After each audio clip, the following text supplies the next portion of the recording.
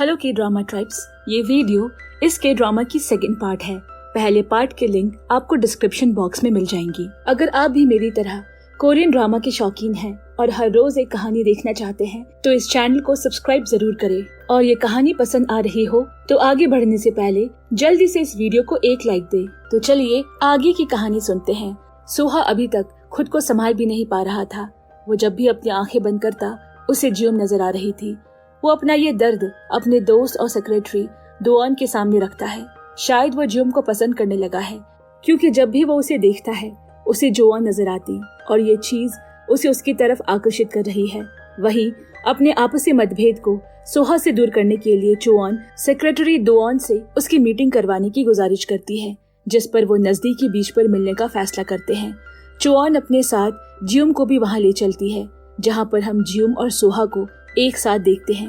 वो समंदर किनारे खड़े होकर एक दूसरे को निहार रहे हैं। सोहा के जहन में उसे लेकर कई सवाल उठते हैं, जैसे कि उस दिन वो उसके लिए क्यों रो रही थी और उसके बचपन की चीजें आखिर उसे कैसे याद है। साथ ही साथ उम्र में इतना बड़ा होने के बावजूद भी इतना लगाव कैसे। जियोम शांत रहती है। फिर थोड़ी देर बाद उसे अपने प्यार का इजहार एक और बार किया। इस बार सोहा उसे मना नहीं करता, लेकिन हाँ भी नहीं कहता। बस सब कुछ भूलकर उसके साथ वहाँ पर डांस करने लगता है। तभी जोरदार बारिश शुरू हो गई और वो नजदीकी मौजूद सोहा के घर में आ जाते हैं, जहाँ पर जोआन और सोहा अपने मैटर सुलझा लेते हैं। वही शाम को दुकान बंद करने के दौरान एक्योंग के पास वही लड़का आता है जिसे उस दिन जियोम ने स्टेशन पर देखा था। वो एक्योंग से उसके छोटे से रेस्टोरेंट में काम मांगता है, लेकिन जवाब देने से पहले ही एक्योंग बेहोश होकर गिर जाती है, जिसकी वजह से उसे अस्पताल ले जाया गया और 5 घंटों तक वे बेहोश रही। सारी जांचों के बावजूद भी उसके शरीर में किसी भी तरह की बीमारी डिटेक्ट नहीं होती और जब वह होश में आई तो ये बात किसी को भी बताने के लिए मना कर देती है, यहाँ तक कि जियोम से भी। उधर तेज बारिश और बिजली कड़कने की आवाज से सोहा के घर पे सो रही जियोम की अचानक आंख खुल जाती है। अपने मन को बहलाने के लिए वो घर में इधर उधर टहलने लगी। इसी दौरान उसे अपने बचपन की यादें ताजा हो जाती है। वो इसी घर में, इन्हीं कमरों में, इन्हीं आंगन में रोजाना सोहा के साथ खेला करती थी। उसे उन जगहों के बारे में भी पता है जहाँ पर वो चीजें छुपाया करती थी। आज भी वहाँ उसकी रखी हुई वो पुरानी गुड़िया मौजूद है। हालांकि जियोम को ऐसा करते हुए जोआन देख लेती है और चिल्लाकर पूछती है, आखिर तुम्हें ये सब जगहों के बारे में कैसे पता? ये तो सिर्फ मेरी बहन जानती है। जियोम उसे कहती है, मुझे माफ करना, मैं तो बस ऐसे ही इधर उधर देख रही थी। पीछे खड़ा सोहा भी ये सब काफी देर से देख रहा था, जिससे उसे एक बार फिर से अपने बचपन की प्यार की याद आ जाती है और भरी बरसात में छाता लेकर कुछ पल अकेले बिताने के लिए निकल पड़ता है। जियोम भी उसके पीछे पीछे जाती है, जिसे देखकर सोहा को ऐसा लग रहा था जैसे उसके सामने जोआन आ रही हो और सुबह की उसकी प्रपोज का जवाब वो ना में देता है। अगले दिन ऑफिस में सोहा के हाथों कुछ ऐसे सबूत लगे थे जिससे योन ओक का सारा घपला पकड़ा गया। वो उसे अपने ऑफिस में बुलाकर कहता है, मुझे पता चल चुका है तुमने होटल में कमाए हुए पैसे अपने ऊपर खर्च किए हैं, इसीलिए अच्छा होगा कि तुम होटल को रेनोवेट करने में मेरी मदद करो, वरना सबके सामने तुम्हारा पर्दाफाश करने में समय नहीं लगाऊंगा और तुम्हें ठीक उसी तरह ऑफिस से धक्के मार के निकलवा दूंगा जिस तरह तुम्हारे बेटे को निकाला था। सबूत के तौर पर वो एक फाइल की कुछ कॉपी उसके पास रखकर ऑफिस से चला जाता है, मगर योन ओक अपने अपमान में इतने गुस्से में थी कि इस फाइल से उस पर वार करने की कोशिश करती है, लेकिन तभी सामने जियोम आ जाती है। वो तो भला हो अंकल सैंग ह्योक का, जो सही वक्त पर आकर योन ओक को वहाँ से शांत कराकर ले जाता है। जियोम अपने घर वापस आती है। यहाँ पर उसे मालूम पड़ता है कि एक्योंग ने रेस्टोरेंट में एक नया कर्मचारी रख लिया है। वो उसे काफी शक की निगाहों से देखती है, क्योंकि ये वही लड़का था जो उस दिन उसे स्टेशन पर रूबरू हुआ था। न जाने उसका यहाँ आने का क्या मकसद है। दूसरी तरफ जियोम के भाई डोंगबो से अपना पैसा वसूलने के लिए लोन शार्क कंपनी के कुछ गुंडे उसके घर पर आ जाते हैं और उसे काफी मारते हैं। इसी दौरान वो बताता है कि उसके पास एक भी पैसा नहीं, लेकिन उसके बहन का बॉयफ्रेंड बहुत अमीर है, तुम उससे पैसे ले सकते हो। इसके बाद वो सोहा को इसमें फंसा देता है और गुंडे उसे एक सुनसान जगह पर लेकर चले जाते हैं। इसी दौरान जियोम को फोन में अनजान नंबर से मैसेज आता है, अपने बॉयफ्रेंड को बचाना है तो इस जगह पर पैसे लेकर आओ। तभी हम वहाँ पर दोआन के भाई दोजिन को देखते हैं, जो सोहा की जान बचाने के लिए वहाँ आया था। दोनों मिलकर गुंडों को अच्छा खासा सबक सिखाते हैं और फिर नकली पुलिस के सायरन के साथ जियोम भी वहां पहुंच जाती है, जिससे डर कर सभी गुंडे दुम दबाकर भाग जाते हैं। जियोम अपने भाई की गलती की सुहा से माफी मांगती है। तभी दोनों में थोड़ी बहुत बहस शुरू हो जाती है और इतने में डोजिन उसे भाभी कह देता है, जिससे कि वो उसे प्यारे देवर जी कहने लगती है और फिर सब बात करते हुए डिनर चले जाते हैं। उधर चुआन जियोम के अजीबोगरीब व्यवहार को लेकर काफी चिंतित थी। उसे ना जाने क्यों उस पर बहुत शक हो रहा था। वो ये बात दोआन से भी शेयर करती है, जिस पर वो बताता है कि जियोम ने कई बार सुहा को अप्रोच किया है और उन्हें भी उसे देखकर जुआन का ख्याल आता है। जुआन को अभी समझ नहीं आ रहा था कि आखिर वो क्या करे, इसीलिए शाम को एक बार में जाकर बैठ जाती है और जियोम को कॉल करके वहीं बुला लेती है। जुआन को इतना दुखी देखकर जियोम इसके पीछे का कारण पूछती है, तो वो नशे में उसे कहती है कि तुमने सोहा को जुआन बनकर अप्रोच किया ताकि तुम उसके दर्द का फायदा उठा सको, और कुछ ऐसा ही तुम मेरी बहन के जैसे बनकर भी कर रही हो। अगर ये तुम्हारी कोई साजिश है तो मैं बता दूं कि मैं ये बिल्कुल भी होने नहीं दूंगी। जियोम उसे समझाने की कोशिश करती है कि ऐसा कुछ भी नहीं, जिस पर चुआन ने कहा, अगर ऐसा कुछ भी नहीं तो तुम मेरी बहन की सारे राज कैसे जानती हो, उसकी तरह बनने की कोशिश क्यों कर रही हो, और तो और मेरा ख्याल भी बिल्कुल वैसे ही रख रही हो। काश तुम सच में मेरी बहन होती, मैं यही चाहती हूँ। और ये कहकर वो रोने लगती है।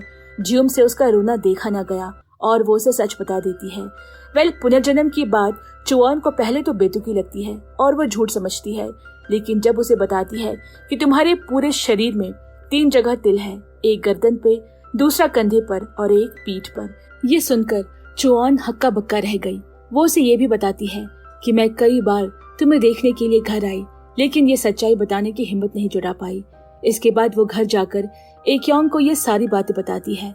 तभी उसे किसी की फोन के बजने की आवाज आई, जो कि कोई और नहीं बल्कि रेस्टोरेंट का नया कर्मचारी मिंग था, जो शायद कहीं न कहीं उन दोनों की बातें सुन रहा था। मगर इससे भी हैरत की बात तो ये थी कि यहाँ पर वो उसी रहस्यमय लड़की हाना से मिलने जाता है, जो एक रोज जियोम को उसके पिछले जन्म के नाम से पुकार रही थी, जिससे हमें साफ समझ आ रहा था कि ये दोनों एक दूसरे को बहुत अच्छे से जानते हैं और चोरी छुपे जियोम और सुहा पर नजर रख रहे थे। रात में चुआन घर जाकर अपनी माँ से उन सभी बातों को पुख्ता करती है, जिसे कुछ घंटे पहले जियोम ने उसे बताया था। और सबसे ज्यादा हैरान की बात तो ये थी कि सब कुछ बिल्कुल सच था, लेकिन उसकी माँ को ये समझ में नहीं आ रहा था कि आखिर ये सभी बातें चुआन कैसे जानती है। वो तो तब बेहद छोटी थी। अगली रोज जियोम ऑफिस से छुट्टी लेकर लोन शार्क कंपनी के मालिक जोंगहुन से मिलने जाती है, ताकि अपने भाई का लिया हुआ कर्ज चुकता कर सके। वो जानती थी कि छोटे मोटे कर्मचारी और गुंडों से मिलने का कोई फायदा नहीं। अगर बात करनी है तो सीधा उसके मालिक से करनी होगी। उनके ऑफिस में पहुंचकर वो उन्हें एक ऐतिहासिक साम्राज्य की धरोहर सौंपती है, जो देखने में एक एंटिक लग रहा था। जब कंपनी के मालिक जोंगवॉन को पता चला कि इस लड़की का बॉयफ्रेंड काफी अमीर है, तो वो उसे और भी कीमती समझने लगता है। जिसके बाद जियोम उसके सामने एक डेट रिकवरी एग्रीमेंट रखकर इस पर साइन करने को कहती है, ताकि सारा हिसाब चुकता हो जाए और अब वो उसके भाई को बिल्कुल भी परेशान न करे। साथ ही साथ वो उन्हें डराती भी है कि उसकी कंपनी का रजिस्ट्रेशन गैर कानूनी है और उसके पास कंपनी चलाने की सरकारी कागजात भी नहीं, जिससे डरकर जोंगहुन तुरंत पेपर पर साइन कर देता है और जियोम अपना काम खत्म करके वहाँ से निकल जाती है। इसी बीच जियोम का बड़ा भाई डोंगवू वहाँ जाता है और अपनी बहन को देखकर इस बात का पता लगाने कि आखिर वो यहाँ क्या कर रही है। कमरे में झांकने पर उसे एक गहरे राज का पता चलता है और राज ये था कि डायरेक्टर ने कुछ ही सालों पहले स्योहा और जुआन का एक्सीडेंट करवाया था। वही जुआन की माँ को उसकी बहन के बारे में कुछ बातें याद आती है और वो उसे फोन लगाकर बताती है कि आज से कुछ सालों पहले जब तुम्हारी बहन जिंदा थी तो मुझे एक बार गार्डन में कहा था कि अगर मैं मर भी जाऊं तो आप परेशान मत होना, क्योंकि मैं पुनर्जन्म लेकर दोबारा आऊंगी। बस ये सुनते ही जुआन खुद को रोक नहीं पाती और अपनी बड़ी बहन से मिलने के लिए फौरन उसके पास चली जाती है। उसे गले लगकर कहती है, मुझे आपकी सारी बातों पर विश्वास है, मैं जान चुकी हूँ कि आप ही मेरी बड़ी बहन हो। अब प्लीज हमसे कभी दूर मत जाना। जियोम अपनी बहन को वापस पाकर बेहद खुश थी और दोनों एक दूसरे को गले लगाकर खुशी के आंसू रोने लगते हैं, इस बात से अनजान कि उन्हें मिंजू दूर से देख रहा था। और वो फौरन हाना को फोन लगाकर यह खबर देता है कि जियोन अपने पुनर्जन्म के रिश्तेदारों के कनेक्शन में वापस आ गई है। अगले रोज एक्योंग काफी अच्छे से तैयार होकर मिंजी के साथ बाहर जा रही होती है और जाते जाते वो जियोम को उन्हें डिस्टर्ब ना करने को कहती है। शायद ये उनका मात्र एक बहाना है। दरअसल वो अस्पताल में अपने इलाज के लिए जा रहे थे। वही जियोम को मिंजी पर थोड़ा शक होता है और वो छानबीन करने के लिए उसके कमरे में जाती है, जहाँ उसे वही पासे वाली छड़ी मिलती है जिसे उसने सपने में देखा था, और ये देखकर वो हिल जाती है। जियोम का शक थोड़ा थोड़ा यकीन में बदल चुका था। हालांकि उसे ऐसा करते हुए मिंजी ने चुपके से देख लिया था। उधर हम जियोम के भाई को सोहा से मिलते हुए देखते हैं, जो उसे बताता है कि आज से कुछ साल पहले उसके एक्सीडेंट के पीछे बहुत गहरी साजिश है। ये कोई साधारण सा एक्सीडेंट नहीं था, बल्कि उन्हें मारने के लिए अंजाम दिया गया था। ये सुनकर सोहा की आंखें खून से लाल हो जाती है। उसे खुद से ज्यादा जोआन की मौत का अफसोस था। बदकिस्मती से सेक्रेटरी दोआन सुन लेता है, लेकिन उसे पुनर्जन्म पर 1% भी विश्वास नहीं था। उधर सोहा लोन शार्क कंपनी के मालिक जोंग हुन से मिलने का फैसला करके उसके पास जाता है। जियोम भी उसे गुस्से में देखकर उसका पीछा करने लगती है। वो सीधा डायरेक्टर के ऑफिस में दाखिल होकर उससे एक्सीडेंट के बारे में पूछता है, लेकिन वो उसे कुछ नहीं बताता, जिसके बाद वो उसे 1 हफ्ते की मोहलत देता है, ये बताने के लिए कि आखिर उस हमले के पीछे किसका हाथ था। जैसे ही सोहा वहाँ से बाहर निकला, जियोम चुपके से डायरेक्टर के ऑफिस में आती है और उसे किसी से बातें करते हुए सुनती है। वो बोल रहा था कि आज सोहा मुझसे मिलने आया था, मुझे धमकी देकर गया है कि उस दिन हुए एक्सीडेंट के बारे में सब कुछ जानना है। जियोम फिर समझ जाती है कि इस आदमी की वजह से ही पिछले जन्म में उसकी मौत हुई थी। इसी ने उसे सोहा से अलग किया था। वो तुरंत मौका पाकर डायरेक्टर की गर्दन मरोड़ते हुए सवाल करती है कि आखिर वो किससे बात कर रहा था, लेकिन डायरेक्टर कुछ भी कहने से साफ इनकार कर देता है, क्योंकि वो जानता है कि अगर उसने अपनी जबान खोली तो वो मारा जाएगा। इसी दौरान सोहा के मोबाइल पर जेसॉक का मैसेज आता है, जिसमें वो उसे बताता है कि उस दिन एक्सीडेंट में जोआन के साथ मरने वाला ड्राइवर और कोई नहीं बल्कि तुम्हारे सेक्रेटरी दोआन के पिता थे। सोहा को धीरे धीरे याद आने लगता है कि कैसे उस शख्स ने अपनी जान देकर उसकी जान बचाई थी, साथ ही उसे भरोसा दिलाया था कि कुछ भी नहीं होगा। वो फौरन अपने ड्राइवर को गाड़ी दोआन के घर की तरफ मोड़ने के लिए कहता है। वो दोआन से पूछता है कि तुमने मुझे क्यों नहीं बताया कि तुम्हारे पिताजी मेरे ड्राइवर थे और उस दिन उनकी भी मौत हुई थी। दोआन कहता है, ये बताने से कुछ फर्क नहीं पड़ता, वो सिर्फ अपना काम करते हुए मारे गए और तुम्हारे भी ये सब जानने से वो वापस नहीं आने वाले। सोहा बोलता है, ऐसा नहीं है, तुम मेरे दोस्त हो और मुझे ये जानने का हक है। जिस पर दोआन कहता है, मैं तुम्हारा दोस्त नहीं बल्कि सेक्रेटरी हूँ। और फिर दोनों एक दूसरे से झगड़ते हैं जब तक ये थक नहीं जाते। इन सब के पीछे अपनी गलती मानकर सोहा पैदल अपने घर की तरफ निकल पड़ता है। वो जैसे ही घर के सामने जियोम को अंधेरी रातों में बैठा पाता है, शॉक रह जाता है। वो उसका काफी देर से इंतजार कर रही थी। यहाँ उसे मालूम पड़ता है कि किसी का इंतजार करना आखिर कितना मुश्किल है। सोहा के दिमाग में काफी चीजें दौड़ रही थी, उसे कहीं भी शांति नहीं मिल रही थी। सोहा उसे परेशान देखकर कहती है, अगर तुम चाहो तो मैं तुम्हारे साथ आज रुक सकती हूँ। जवाब में सोहा ने कहा, क्या तुम मुझे पकड़ सकती हो? और ये सुनते ही वो एक ही झटके में उसे अपने गले से लगा लेती है। आखिरकार पूरे दिन की उठापटक के बाद अब कहीं जाकर उसे सुकून मिला था। जियोम उसे अपनी बाहों में भरकर विश्वास दिलाती है कि इस बार उनकी हैप्पी एंडिंग होगी। इस बीच हमें मिंजी के बारे में पता चलता है, जो कि पेशे से एक आर्कियोलॉजिकल प्रोफेसर था। हालांकि जियोम और इक्योंग के पीछे क्यों पड़ा था, इसका अभी भी जवाब नहीं मिल रहा था। वहीं सुबह उठकर दोआन को सिरदर्द हो रहा था। उसके मन में ना जाने क्यों चोअन का ही ख्याल आ रहा था, मगर रात में उन दोनों के बीच ऐसा क्या हुआ था उसे चाह कर भी याद नहीं आ रहा था। तभी चोअन उसे कॉल करती है और बीती रात हुई सारी चीजों का जिक्र करने लगती है, लेकिन दोआन इतने नशे में था कि उसे कुछ भी याद नहीं। ये सुनकर चोअन को काफी बुरा लगता है। इससे ये भी साफ हो जाता है कि सिर्फ चोअन को मालूम था कि बीती रात उनके बीच क्या हुआ था। यहाँ तक कि रात में इसके अलावा कुछ और भी हुआ था। और हम सोहा के पिता जोंग हुन को देखते हैं, जो किसी चीज को लेकर काफी परेशान थे और किसी को फोन करके लोन शार्क कंपनी के डायरेक्टर जोंग हुन को मारने का हुक्म दे रहे थे। लेकिन हैरानी की बात तो ये थी कि उनका इन सब से क्या संबंध। जो व्यक्ति उनके बेटे को मारने के लिए उतारू था, आखिर वो उसे कैसे जानते हैं। ऐसे में अपनी जान बचाने के लिए डायरेक्टर जोंग हुन कंपनी बंद करके शहर छोड़ने का बंदोबस्त में लग जाता है। लेकिन अभी भी उसके पास सारे सबूत मौजूद है जिसके आदेश अनुसार उसने स्योहा पर हमला करने की सोची थी। यहाँ तक कि उसके पास गाड़ी चला रहे उस ड्राइवर की भी सारी जानकारियां थी।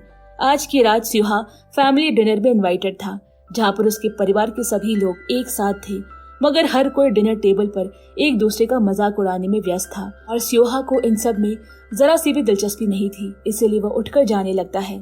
तभी उसके पिता उसे रोकते हैं, लेकिन वो कहाँ किसी की सुनने वाला था।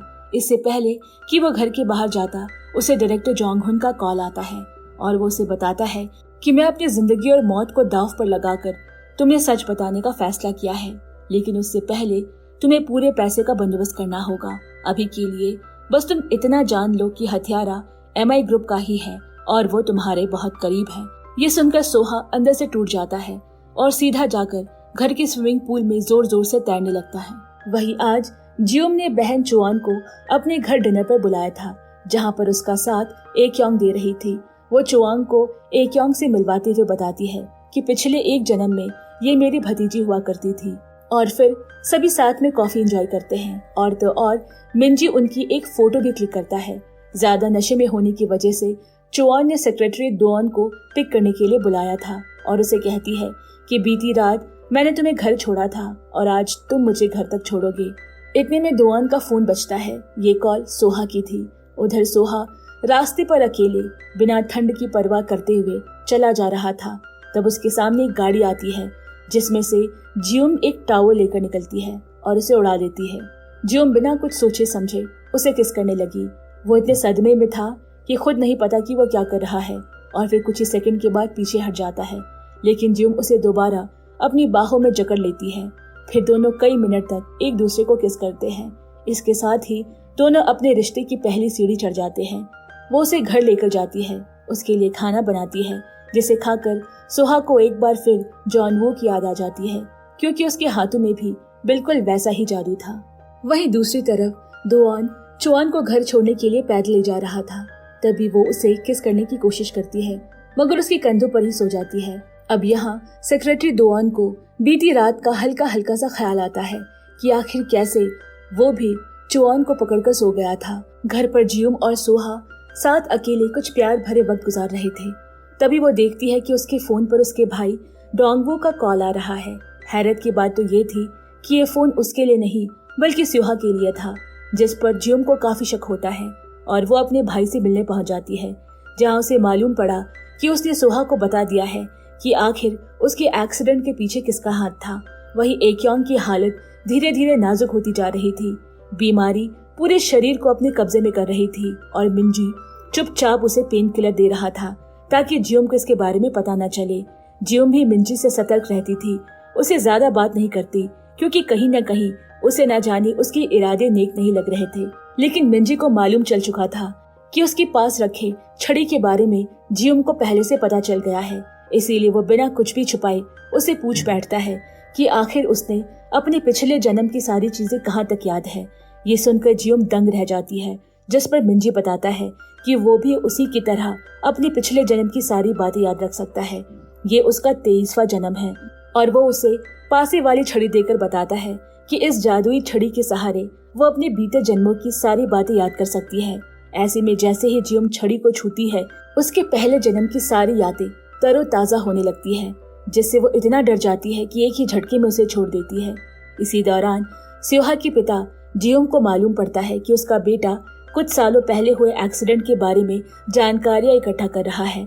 वो दोआन को बुलाकर उस पर नजर रखने को कहता है, साथ ही साथ उसका ऐसी फालतू और बेवजह की चीजों पर ध्यान भटकाने को कहता है।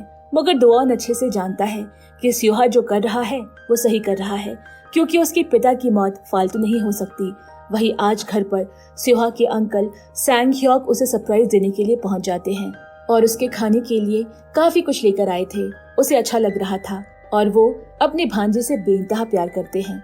लेकिन जैसे ही वो उसके फोन पर डायरेक्टर जुंग हॉन का कॉल देखते हैं तो ना जाने क्यों उनके चेहरे का रंग बदल जाता है। ऐसा लगता है मानो कोई सांप सूंघ गया हो। सुबह स्योहा जियोन के साथ ऑफिस पहुंचता है। वहीं पर उसकी मुलाकात दोनों बहनें जियोम और चुआन से होती है। चुआन के ड्रेसिंग सेंस को देखकर आज दोआन काफी इम्प्रेस हो जाता है और जब आपस में एक दूसरे से बातें कर रहे होते हैं तो चुआन कहती है, तुम्हें रात का कुछ याद हो ना हो, लेकिन मुझे सब याद है। मैं तुम्हें बेहद पसंद करती हूँ, क्या तुम भी मुझे पसंद करते हो? वो कहता है, तुम भी मुझे बहुत अच्छी लगती हो, लेकिन मैं तुम्हें डेट नहीं कर सकता, और इसकी वजह तुम नहीं बल्कि मैं खुद हूँ। उधर ऑफिस में जियोंग उसी रहस्यमयी हाना को एक बार फिर से देखती है। दोनों एक दूसरे से रूबरू होते हैं और हाना उसे सामने से दोबारा जोआन कहकर पुकारती है, मगर इस बार वो उसकी आवाज और भाव से पहचान जाती है कि आखिर वो कौन है, और उसे पूछती है कि आप वही है? जिस पर हाना ने हाँ में सिर हिलाया। दरअसल दोस्तों, ये और कोई नहीं बल्कि स्योहा की माँ और एमआई की पूर्व सीईओ सांघा थी, जिन्होंने एक बार फिर पुनः जन्म लिया था, और फिर दोनों एक दूसरे के गले लग जाते हैं। इस बीच हम स्योहा को देखते हैं, जिसके पास डायरेक्टर जोंग-हू का कॉल आया था और वो उसे अकेले आने को कहता है, लेकिन जियोंग ड्राइव करके उसे उस जगह पर लेकर जाती है। डायरेक्टर जोंग-हू को इस बात का हल्का सा भी अंदाजा नहीं था कि उसकी गाड़ी को कोई ट्रैक कर रहा है और कुछ लोग उसके पीछे पीछे चल रहे हैं। गाड़ी एक खेत में जाकर रुकती है।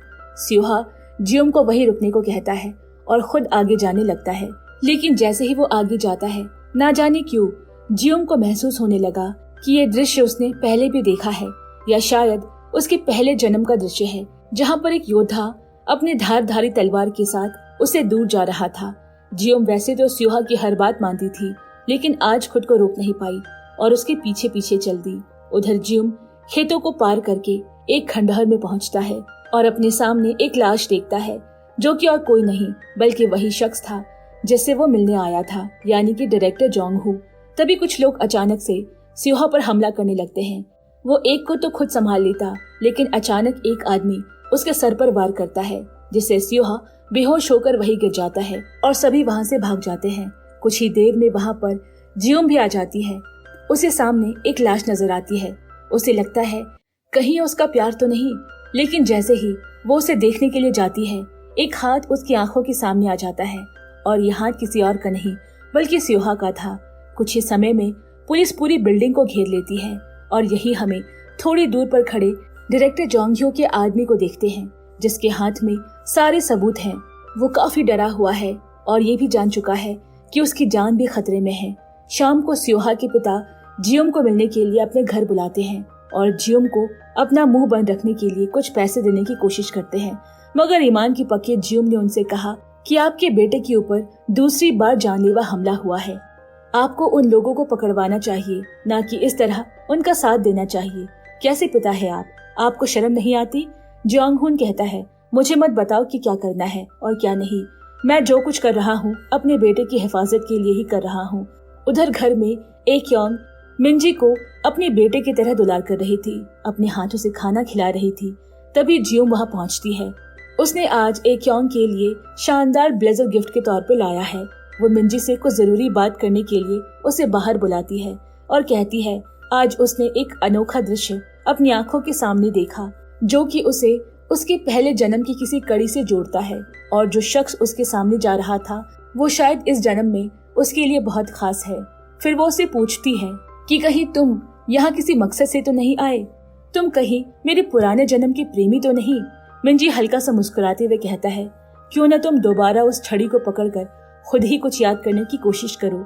जियोंग एक बार फिर छड़ी को पकड़कर अपनी आंखें बंद करके पुनर्जन्म की बातों को याद करने की कोशिश करती है, और उसके सामने खुद एक दृश्य तस्वीर की तरह उभर कर आता है, जो एक खुशनुमा फूल के बागीचे में कपड़ों को सुखा रही थी। वहीं उसे फिर से एक और शख्स की तस्वीर नजर आई, जो उसे स्योहा लगता है।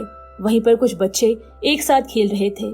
दोनों एक दूसरे से ब्रिज पर मिलते हैं और तभी जियोंग छड़ी को रख देती है। वो कहती है, मेरा और स्योहा का पहले जन्म से ही कोई नाता है। ये बात मुझे पता चल चुकी है। इसके आगे मुझे कुछ भी नहीं जानना। मिंजी उसे एक बार और छड़ी पकड़ने की गुजारिश करता है ताकि वो आगे की चीजें साफ साफ देख सके, लेकिन जियोंग यही जानकर काफी खुश है, इस बात से अनजान कि पूर्व जन्म में वो शख्स स्योहा नहीं बल्कि मिंजी था, जिसे वो जान से ज्यादा प्यार करती थी। इसके बाद भी कई दर्द भरी यादें बची थी, जिसे जियोंग ने देखने की कोशिश नहीं की। मिंजी शायद यहाँ उसे इसी का एहसास कराने के लिए आया था। दूसरी तरफ स्योहा के घर की बेल बजती है। दरवाजे पर कोई नहीं था, बस एक बैग पड़ा हुआ था, जिसके अंदर लिखा था कि इस बैग में दोषी से जुड़े सारे सबूत मौजूद है। हम देखते हैं कि ये बैग डायरेक्टर जोंग ह्यू के आदमी ने ही उसे दिया है, जिसके अंदर कॉन्ट्रैक्ट का पेपर और ड्राइवर का नाम भी होता है। ड्राइवर का नाम बान हाक सो है। और हैरत की बात ये थी कि इस कॉन्ट्रैक्ट में चश्मदीद के तौर पर एक व्यक्ति ने अपना सिग्नेचर भी किया था, जिसका नाम डोंग वान था। ये नाम सुनकर उसे कुछ याद आता है और जब वो जियुम के रिज्यूमे को ढूंढता है तो उसमें बान हाक सुक नाम उसके पिता के तौर पर लिखा मिलता है। ये देखकर स्योहा शॉक रह जाता है और उसे जियुम की पुरानी बातें याद आने लगती है। कभी कभी हमारे पुराने जन्म की दुश्मन इस जन्म में दोस्त या परिवार बनकर सामने आते हैं। वो काफी सोचता है और फिर जियुम को कॉल लगाता है, मगर जियुम तो ये सोचकर फूली नहीं समा रही थी कि आखिर उसका और स्योहा का कनेक्शन पहले जन्म से चले आ रहा है। वो उसे इसी को लेकर एक कहानी भी सुनाने लगती है, लेकिन स्योहा के दिमाग में तो अलग ही उठापटक चल रही थी। अगले रोज जियुम को ऑफिस में स्योहा का बर्ताव काफी अलग लगता है। वो ये सोच ही रही थी, तभी उसे कॉल आता है कि उसके नशेड़ी पिता नीचे वेटिंग एरिया में हंगामा मचा रहे हैं। जियुम वहाँ जाती है तो वो उसे डांटते हुए कहते हैं, तुम्हें शर्म नहीं आती? तुम अपने भाई के लिए खाना बनाने के लिए घर नहीं जा सकती। वो बिना खाना खाए कैसे रहेगा? तुमने उस घर को तहस नहस कर दिया है। मैं घर में नहीं रह सकता, मुझे इस होटल में कमरा चाहिए, साथ साथ सारी सुविधाएं भी। जियुम को काफी गुस्सा आता है और वो उन्हें होटल के बाहर निकलवा देती है। दूर खड़ा स्योहा ये सब देख रहा होता है और उसे समझते देर नहीं लगती कि वो एक अपराधी की बेटी नहीं बल्कि एक साधारण सी जियुम है। आज वो उसे घर पर डिनर पर इनवाइट करता है, जहाँ खाना वो खुद बनाने वाला है। इसी दौरान योनो के ऑफिस में हाना अचानक से एंटर करती है और उसे फूलों का गुलदस्ता थमाती है, जिसे देखकर योनो का चेहरा मुरझा जाता है और कहीं न कहीं उसे एहसास होता है कि होटल की असली मालकिन स्योहा की माँ सांघा अभी जिंदा है। घर पर अपने वादे के मुताबिक आज स्योहा जियुम के लिए खाना तैयार कर रहा है। इसी दौरान जियुम उसे बताती है कि सुबह जो व्यक्ति उसके ऑफिस आया था वो कोई और नहीं बल्कि मेरे पिता है, लेकिन उन्होंने कभी मुझे खुद के बच्चे की तरह प्यार नहीं किया, उल्टा मेरी सारी कमाई की पाई पाई जुए में उड़ा दी। जब मैं इन सभी परिस्थितियों से तंग आ गई तो एक दिन घर छोड़कर भाग गई, जहाँ एक्योंग ने न सिर्फ मुझे रहने के लिए घर दिया बल्कि एक बेटी की तरह पढ़ा लिखा कर इतना बड़ा भी किया। और आज मैं जहाँ भी हूँ उन्हीं की बदौलत हूँ। भले ही मेरा उनसे खून से कोई नाता ना हो, लेकिन हमारा रिश्ता खून से बढ़कर है और वो ही मेरा असली परिवार है। जियुम को समझ में नहीं आ रहा था कि आखिर वो ये सब क्यों बता रही है, लेकिन कहीं न कहीं उसे लगता है कि ये शायद बताना जरूरी है, जबकि स्योहा तो पहले से ही अपने मन में उन मतभेदों को सुलझा चुका है और इसीलिए उसे समझाता है कि परिवार के मसलों को किनारा करके हमें एक दूसरे के बारे में सोचना चाहिए। खाना खत्म करने के बाद स्योहा उसे ऊपर के कमरे में इंतजार करने के लिए कहता है। जियुम सोहा के कमरे में उसके लिए गिफ्ट छुपाने के लिए जगह ढूंढ रही थी। इसी बीच उसके हाथ वही दस्तावेज लग जाते हैं जिसमें उसके पिता का नाम लिखा था और ये देखकर उसे समझते देर नहीं लगती कि आखिर क्यों सोहा सुबह अजनबियों की तरह व्यवहार कर रहा था। इस सब के बावजूद भी स्योहा ने उससे एक शब्द नहीं कहा। जियुम सीधे जाकर उसे अपनी गले से लगा लेती है और फिर अपने पुराने घर की तरफ निकल पड़ती है।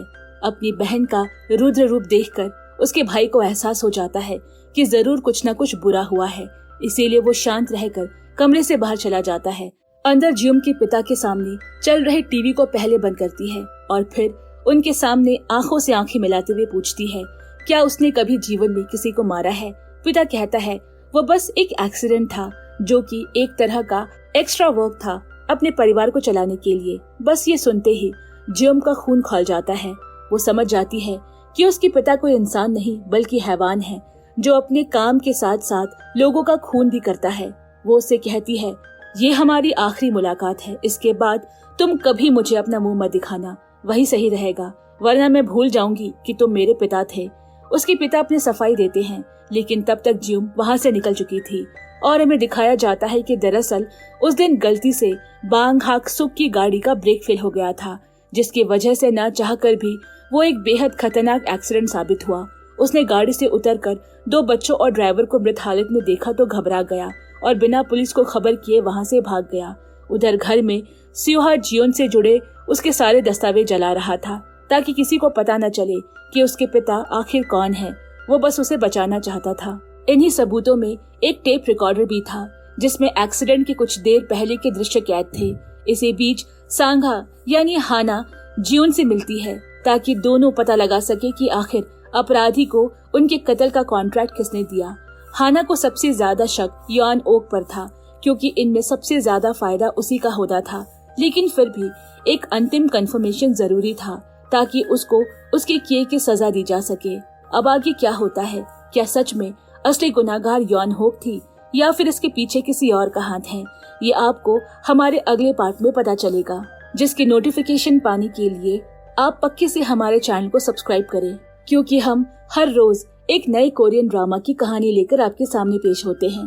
तब तक के लिए मैं आपसे विदा लेती हूँ। Bye bye and take care.